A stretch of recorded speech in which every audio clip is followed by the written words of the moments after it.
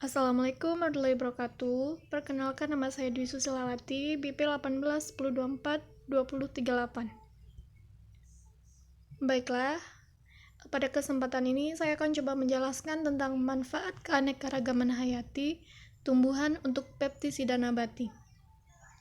Yang pertama, pengertian peptisida nabati. Apa sih peptisida nabati itu? Peptisida nabati adalah peptisida yang berbahan aktif sumber dari tumbuhan atau bagian tumbuhan seperti akar, daun, batang, dan buah. Kandungan dari tumbuhan memiliki senyawa bioaktif seperti alkaloid, terpenoid, fenolik, dan zat lainnya. Juga memiliki bioaktivitas terhadap organisme pengganggu tanaman sebagai penolak, perangkap, dan penghambat.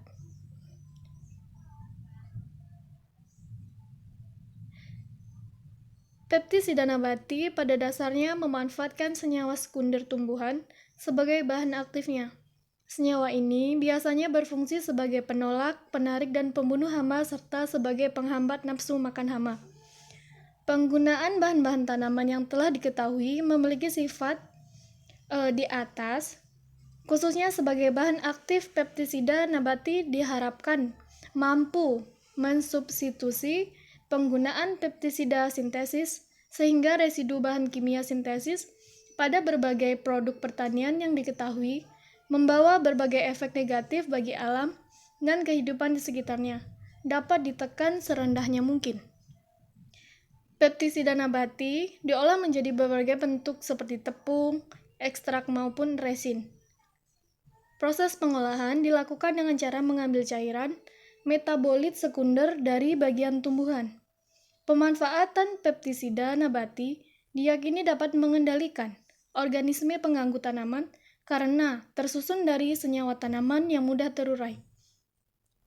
Hasil dari penelitian juga mengintegrasikan spesies-spesies tanaman yang tumbuh di Indonesia seperti cengkeh, mimba, serai wangi, jeringau, tembakau, kunyit, dan dapat dimanfaatkan untuk pengendalian organisme pengganggu tanaman. Ada beberapa contoh keanekaragaman hayati tumbuhan yang bisa dimanfaatkan menjadi peptisida nabati, yaitu seperti pisang kepok, daun bunga pagoda, biji mimba, tanaman ejaran, lidah buaya, mengkudu, bawang merah, dan daun talas. Pisang kepok. Kulit pisang merupakan bahan buangan atau limbah buah pisang yang banyak jumlahnya. Beberapa penelitian telah mengungkap bahwa kulit pisang kepok yang telah dilakukan sebelumnya mengetahui kandungan kimia yang ada pada kulit pisang kepok sebagai bahan peptisida nabati yang menekan serangan serangga hama tanaman umur pendek. Sampel pada kulit pisang kepok dibuat menjadi serbuk kasar selama 72 jam menggunakan pelarut etanol 96%. Kemudian dilakukan uji fitokimia untuk mengetahui adanya flavonoid, alkaloid, steroid, tanin, saponin, dan tripternoid. Hasil uji fitokimia kulit pisang menunjukkan adanya kandungan bahan aktif flavonoid, alkaloid, tanin, saponin, dan tripternoid.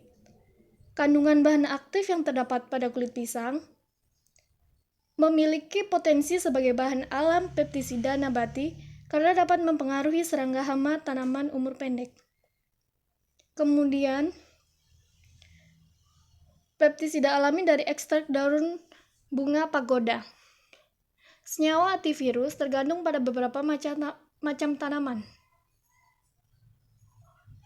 Ekstrak mimba mampu menghambat intensitas serangan Tobacco mosaic virus atau TMV. Lebih lanjut, ekstrak daun bunga pukul 4 dapat menghambat infeksi virus CMV pada Chenopodium amaranticolor.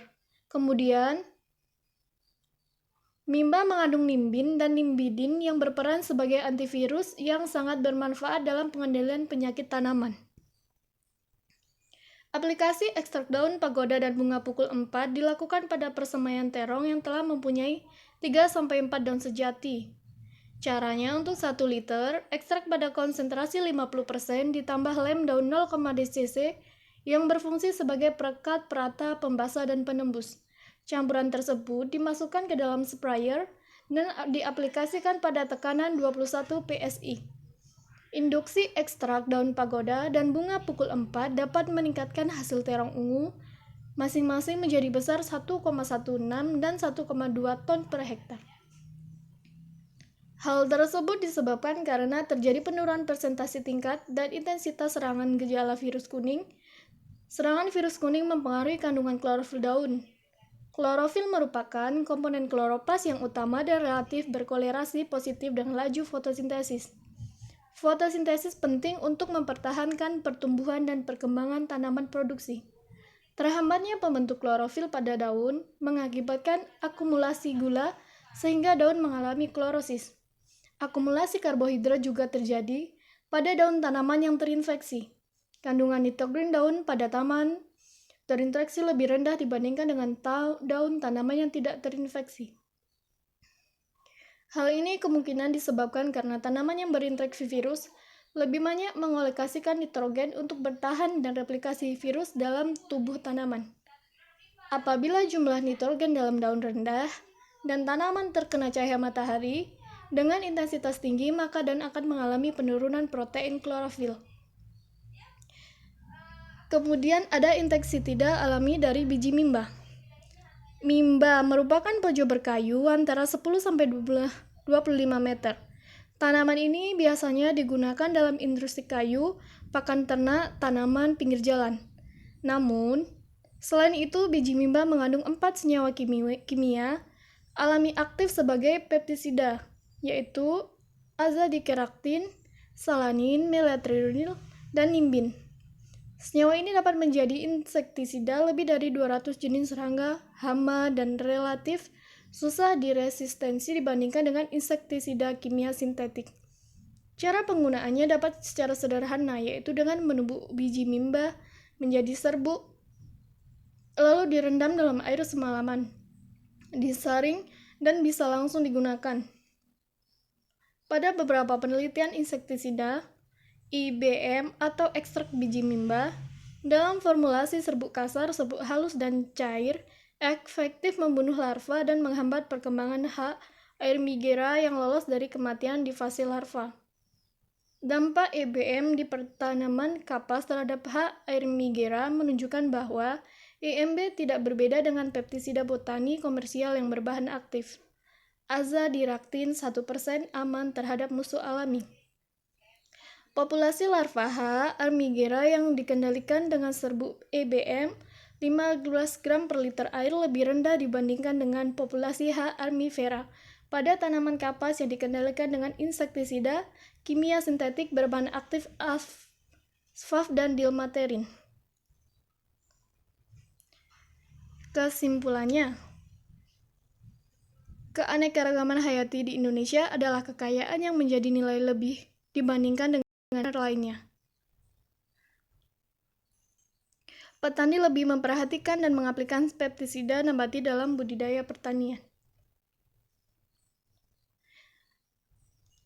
Maksudnya, keanekaragaman hayati di Indonesia adalah kekayaan yang menjadi nilai lebih dibandingkan dengan negara lainnya. Keuntungan yang didapat bukan hanya lewat pertaniannya, namun pariwisata dan kedokteran juga dipengaruhi oleh keanekaragaman hayati di Indonesia. Banyaknya variasi tanaman dan hewan membuat Indonesia perlu meningkatkan fungsi guna untuk terus menjaga keanekaragaman tersebut.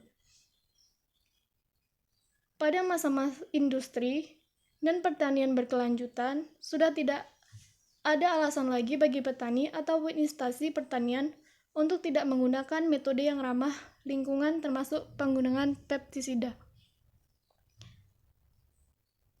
Sekian yang dapat saya sampaikan. Terima kasih. Assalamualaikum warahmatullahi wabarakatuh. Semoga apa yang saya sampaikan dapat bermanfaat buat teman-teman yang lain.